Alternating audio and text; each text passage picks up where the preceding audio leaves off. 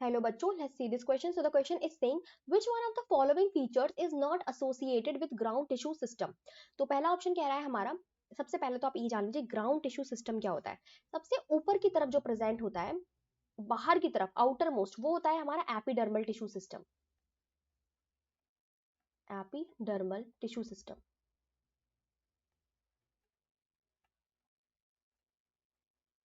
उसके जस्ट नीचे, ठीक है, एक्सेप्ट द वेस्कुलर बंडल, ठीक है, उसके जस्ट नीचे एक्सेप्ट द वेस्कुलर बंडल जितना भी पार्ट पाया जाता है ये इंक्लूड होता है ग्राउंड टिश्यू में.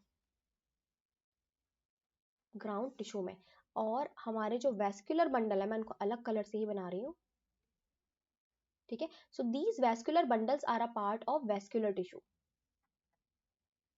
Vascular tissue.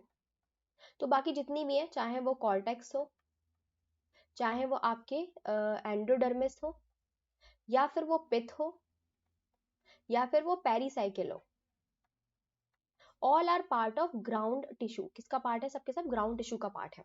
Now A option is saying it consist of complex permanent tissue. तो बेटा ये ही हमारा गलत हो गया. कैसे गलत हो गया? Complex permanent tissue like xylem and phloem. Complex permanent tissue कौन होते हैं? जाइलम एंड फ्लोएम होते हैं. Like xylem and phloem. And these xylem and phloem are a part of vascular tissue. ये vascular tissue का पार्ट होते हैं, not ground tissue का. तो हमें नॉट एसोसिएटेड पूछना था, तो हमारा पहला ऑप्शन ही जो हो चुका है वो राइट हो चुका है. तो हम राइट लगा देते हैं इस पे. सेकंड ऑप्शन भी देख लेते हैं. Made up of living and dead permanent tissue. तो ये बिल्कुल राइट है बेटा. ग्राउंड टिश्यू जो होता है वो लिविंग यानी कि पैरेनकाइमेटस, कॉलनकाइमेटस, या फिर डेड यानी कि स्क्लेरेनकाइमेटस टिश्यूज का बना हुआ होता है. ठीक है.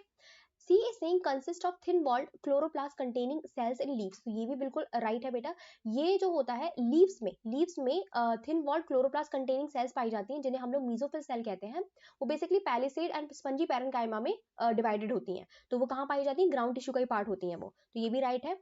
D Singh is does not include epidermis and vascular bundles. ये बिल्कुल राइट है. एपिडर्मिस जो है ये हमारी एपिडर्मिस है, वो एपिडर्मल टिश्यू का पार्ट है. और वैस्कुलर बंडल जो है हमारा वैस्कुलर टिश्यू का पार्ट है. तो ये इनको इंक्लूड नहीं करता है. तो ये तीनों ऑप्शन सही है. जो गलत ऑप्शन है वो है it consist of complex permanent tissue, और हमें नॉट एसोसिएटेड बताना था, तो ये हमारा राइट ऑप्शन हो जाएगा. आई होप आपको समझ में आया होगा. Best of luck.